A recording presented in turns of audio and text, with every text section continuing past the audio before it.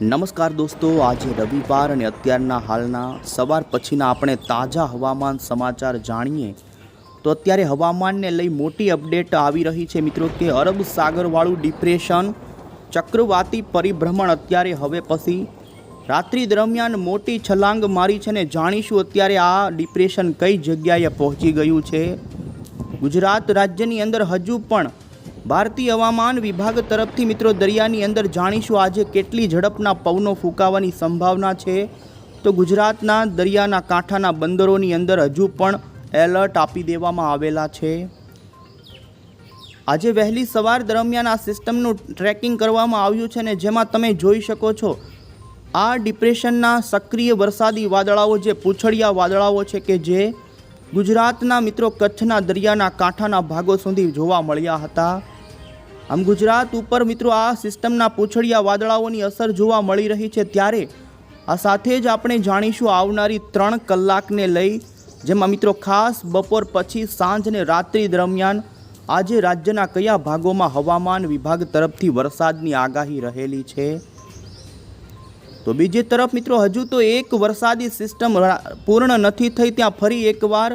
રાજસ્થાન ભાગો ઉપર નવું લો પ્રેશર બનવાની શરૂઆત થઈ ગઈ છે અને તે જ લો પ્રેશરના સિસ્ટમના વાદળાઓ જોઈ શકો છો ઉત્તરી ભારત ઉપર જોવા મળી રહ્યા છે। તો બીજી તરફ બંગાળની ખાડીમાં પણ આવનારી 27મી મે દરમિયાન ઊભું થઈ શકે છે હવાનું હળવું દબાણ। આને લઈને ગુજરાતની અંદર મિત્રો આ વરસાદી રાઉન્ડમાં જે ભાગોમાં વરસાદ નથી પડ્યો તેવા ઉત્તર ગુજરાતના ભાગોમાં પણ વરસાદની આગાહી અત્યારે આવી રહી છે એ જાણીએ અને સાથે જ મિત્રો આજે 25મી મેના સવારે રોહિણી નક્ષત્રનો પ્રારંભ આ ચોમાસાના પ્રથમ નક્ષત્રનો થઈ ચૂક્યો છે ત્યારે અંતે એ પણ જાણીશું કે આ નક્ષત્રની અંદર આ વર્ષે વરસાદની કેવી વકી છે। તમામ અપડેટ મેળવીએ પહેલાં જો મિત્રો તમે અમારી આ ગુજરાત ક્લાઇમેટ યુટ્યુબ ચેનલ પર નવા છો તો ખાસ મિત્રો આ ચેનલને સબસ્ક્રાઈબ કરી દેજો। સૌથી પહેલાં અત્યારનું અમે તમને લાઈવ સેટેલાઇટ પિક્ચર બતાવીએ તો મિત્રો જોઈ શકો છો અરબ સાગરની અંદર જે વેલ માર્ક લો પ્રેશર હતું ગઈકાલે મહારાષ્ટ્રના રત્નાગીરીના કાંઠાના ભાગોમાં આ વાવાઝોડું ત્રાટક્યા પછી મિત્રો આ ડિપ્રેશન અત્યારે મધ્ય મહારાષ્ટ્રના ભાગો સુધી પહોંચી ગયું છે। તમે જોઈ શકો છો ખાસ કરીને મિત્રો આ સિસ્ટમ અત્યારે મહારાષ્ટ્રના કાંઠાના મુંબઈના ભાગોમાં તીવ્ર કડાકા અને ભડાકા સાથે હજુ પણ વરસાદ આપી રહી છે। તો ગુજરાતના પણ અત્યારના સેટેલાઇટ પિક્ચરની અંદર તમે જોઈ શકો છો દક્ષિણી ગુજરાતના તમામ જિલ્લાઓની અંદર મિત્રો આ સિસ્ટમની અસરના કારણે અમુક ભાગોમાં હળવો વરસાદ તો અત્યારે વાદળિયું વાતાવરણ જોવા મળી રહ્યું છે। અને જાણીએ આજે ખાસ કરીને બપોર પછી સાંજ અને રાત્રિ દરમિયાન વરસાદની આગાહી કયા ભાગોમાં છે। પહેલાં તો અત્યારનું અમદાવાદ મોસમ વિભાગ તરફથી જે આવનારી 3 કલાકને લઈ રેનફોલ ફોરકાસ્ટ જાહેર કર્યું તે જોઈ લઈએ। અમદાવાદ મોસમ કેન્દ્ર વિભાગ તરફથી અત્યારે મિત્રો ગુજરાત રાજ્યની અંદર જોઈ શકો છો દક્ષિણી ગુજરાત મધ્ય પૂર્વ ગુજરાત અને સૌરાષ્ટ્રના જિલ્લાઓની અંદર વરસાદને લઈને ભારે વરસાદને લઈને યલો એલર્ટનું સિગ્નલ જાહેર કરવામાં આવેલું છે। ખાસ કરીને દક્ષિણી ગુજરાતના ડાંગ વલસાડ નવસારી સુરત તાપી નર્મદા ભરૂચ આ સાથે જ મધ્ય ગુજરાતની અંદર પણ આણંદ વડોદરા અમદાવાદ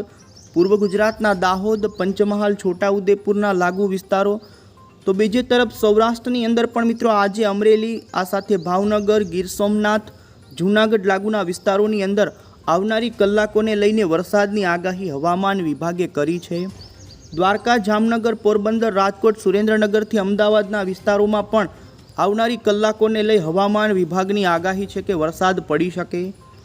વધુમાં મિત્રો આપણે ભારતીય હવામાન વિભાગ તરફથી જે ખાસ કરીને ભારતના તમામ રાજ્યનો આગાહીનો મેપ થયો જાહેર જેમાં જોઈ શકો છો આજે 25મી મેના દિવસે આપણા ગુજરાત રાજ્યની અંદર ભારે વરસાદની આગાહી કરી છે। તો બીજી તરફ રાજસ્થાન ઉપર સક્રિય થનારા લો પ્રેશરના કારણે રાજસ્થાનના અમુક ભાગોની અંદર અત્યારે રેડ એલર્ટ આપવામાં આવેલું છે। આ સાથે 26 તારીખે પણ ગુજરાત રાજ્યની અંદર ભારતીય હવામાન વિભાગે ભારે વરસાદનું યલો એલર્ટ આપવામાં આવેલું છે। તો 27 તારીખે પણ ગુજરાતના અમુક ઉત્તરી ગુજરાતના ભાગોની અંદર વરસાદની ગતિવિધિમાં થઈ શકે વધારો। આજે ખાસ કરીને મિત્રો પૂર્ણ 24 કલાક સુધીની જે આગાહી છે જેમાં 25 મેના દિવસે ગુજરાત રાજ્યની અંદર સૌરાષ્ટ્રના ભાવનગર અમરેલી જૂનાગઢ અને ગીર સોમનાથના 4 અને દક્ષિણી ગુજરાતના તાપી સુરત નર્મદા ડાંગ વલસાડ લાગુના વિસ્તારોમાં ભારે વરસાદ એ રાજ્યના જિલ્લાના છૂટાછવાયા ભાગોમાં ખાબકે તે પ્રમાણેનું યલો એલર્ટ આપવામાં આવેલું છે। આ સાથે જ મિત્રો પવનની ઝડપની આગાહી અને ખાસ મેઘગર્જનાની આગાહી જાણીએ તો આજે બપોર પછી જે વિસ્તારોમાં વરસાદ પડે તે ભાગોમાં હળવી મેઘગર્જના જોવા મળે અને ખાસ સૌરાષ્ટ્રના અને દક્ષિણી ગુજરાતના અમુક ભાગોમાં 40 થી 50 કિલોમીટરની ઝડપના પવનોની સાથે મિની વાવાઝોડાની જેમ વરસાદ પડે તે પ્રમાણેની આગાહી ગુજરાત હવામાન વિભાગે કરી છે। મોડલના આધારે પણ તમે જોઈ શકો છો અત્યારે મહારાષ્ટ્ર ઉપર સક્રિય ડિપ્રેશન જેવી સિસ્ટમના કારણે ગુજરાત રાજ્યની અંદર જોકે મિત્રો પાછલા દિવસો કરતાં સૌરાષ્ટ્રની અંદર આજે વરસાદની ગતિવિધિમાં ઘટાડો નોંધાય, પરંતુ દક્ષિણ ગુજરાત અને લાગુના કેટલાક દક્ષિણ પૂર્વના જે જિલ્લાઓ છે જે મધ્યપ્રદેશ અને મહારાષ્ટ્રના બોર્ડરના કે તે ભાગોમાં આજે ભારે વરસાદ પડી શકે છે। જેમાં તમે જોઈ શકો છો ખાસ કરીને સાંજના સમયગાળા દરમિયાન તાપી, વ્યારા, વાંસદા, નવસારી, આહવા, ડાંગ લાગુના જે વિસ્તારો છે તો વલસાડથી લઈ સુરતના વાતાવરણમાં પણ આજે પલટો વાદળીઓ આવી શકે છે। અમુક ભાગોમાં ભારે પવન ફૂંકાવાની પણ સંભાવના આજે દક્ષિણ ગુજરાતની અંદર ખાસ સંભાવના જોવા મળી રહી છે। વધુમાં તમે જોઈ શકો છો આ ડિપ્રેશન સિસ્ટમ અત્યારે ગુજરાત ઉપરથી પવનો ખેંચી રહી છે ને જેના કારણે પવનોની પલટાયેલી ગતિવિધિ જોવા મળે ને અસ્થિરતાના કારણે ખાસ કરીને પૂર્વ ગુજરાત લાગુના વિસ્તારોમાં પણ વરસાદની સંભાવના રહી શકે છે।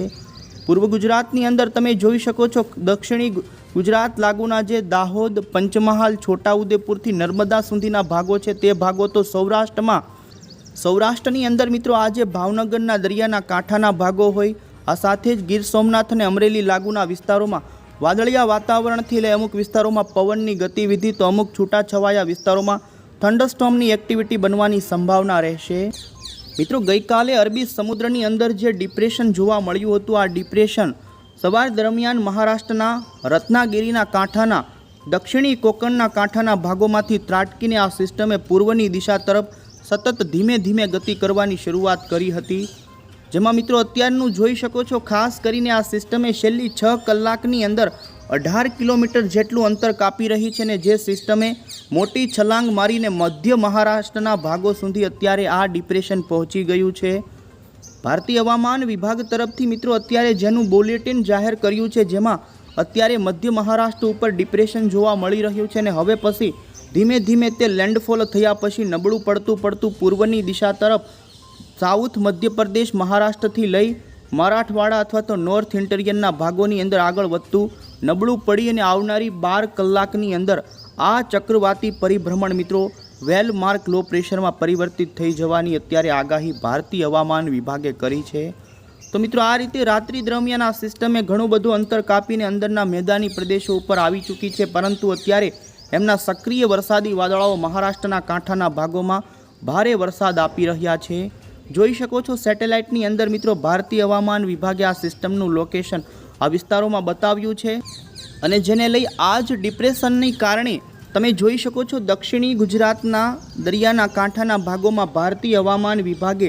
પવનો ફૂંકાવાની સંભાવના વ્યક્ત કરી છે। માછીમારો માટેનો વોર્નિંગ ગ્રાફ તમે જોઈ શકો છો આજે ખાસ કરીને 25મી મે દરમિયાન દક્ષિણી ગુજરાતના વલસાડ, નવસારીના કાંઠાના ભાગોમાં કે જ્યાં 35 થી 50 કિલોમીટરની ઝડપના પવનો તો અમુક વાર જોટાના પવનો 60 કિલોમીટર સુધી ફૂંકાઈ શકે તે પ્રમાણેની સંભાવના હવામાન વિભાગે કરી છે। 3 દિવસની ગુજરાતની વરસાદની આગાહી પણ આપણે જોઈએ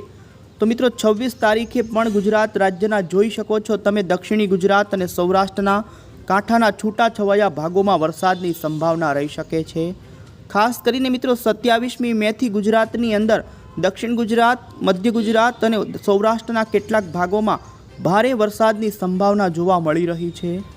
અત્યારે આપણે જણાવી દઈએ તો રાજસ્થાનના ભાગો પર સક્રિય થયેલા લો પ્રેશરના અસરના કારણે 27 તારીખે ઉત્તરીય ગુજરાત અને 28 તારીખે પણ ઉત્તરી ગુજરાતના કેટલાક છૂટાછવાયા ભાગોમાં વરસાદની સંભાવના રહેશે। પછી મિત્રો આપણે નૈઋત્યના ચોમાસાને લઈને અપડેટ આપીએ તો મિત્રો ગઈકાલ 24મી મેના દિવસે 2025ના નૈઋત્યના ચોમાસાનું સત્તાવાર રીતે આપણા દક્ષિણી ભારતના રાજ્યો કેરળ, તમિલનાડુ, કર્ણાટક તો ગોવા સુધીના ભાગો સુધી ચોમાસું એક સાથે એક જ દિવસમાં પહોંચી ગયું છે। 16 વર્ષ પછી મિત્રો 8 દિવસ વહેલું ચોમાસું બેઠી ગયું છે। ત્યારે શું ગુજરાત રાજ્યની અંદર પણ આ જ રીતે ચોમાસું વહેલું બેસશે કે નહીં તો આપને જણાવી દઈએ અત્યારે અનુમાન છે કે અત્યારે જે અરબી સમુદ્રની અંદર વાવાઝોડા જેવી મોટી સિસ્ટમ બની હતી, જેના કારણે ચોમાસાની હવે પછીની રિધમ મિત્રો ખોરવાઈ શકે છે અને ગુજરાત રાજ્યની અંદર ચોમાસું આજ પ્રમાણે વહેલું ન આવે, પરંતુ થોડો મુંબઈ સુધી આવ્યા પછી ચોમાસું મોન્સૂન બ્રેક લે તેવું જોવા મળતી હવામાન વિભાગે ચોમાસાની રેખા 24 મેના દિવસે ભારતના 3 રાજ્યોથી લઈ પૂર્વી ભારત સુધીના કાંઠાના ભાગો સુધી પહોંચાડી દીધી છે। અત્યારે મિત્રો તે ચોમાસાની રેખા કરવર, સિમોગા, ધરમપુરી, ચેન્નાઈ, સાઈ લાગુના વિસ્તારોમાંથી પસાર થઈ રહી તેવું અત્યારે જણાવવામાં આવી રહ્યું છે। ત્યારે હવે જણાવીશું તો મિત્રો ખાસ કરીને 25મી મેની વહેલી સવારે રોહિણી નક્ષત્રનો પ્રારંભ થઈ ચૂક્યો છે। રોહિણી નક્ષત્રની અંદર મિત્રો વરસાદ પડે તો સારો ગણવામાં નથી આવતો, ત્યારે શરૂઆતના 2 ચરણોની અંદર એટલે કે 25 તારીખથી 30 તારીખની વચ્ચે ગુજરાતની અંદર કેટલાક ભાગોમાં વરસાદની સંભાવના જોવા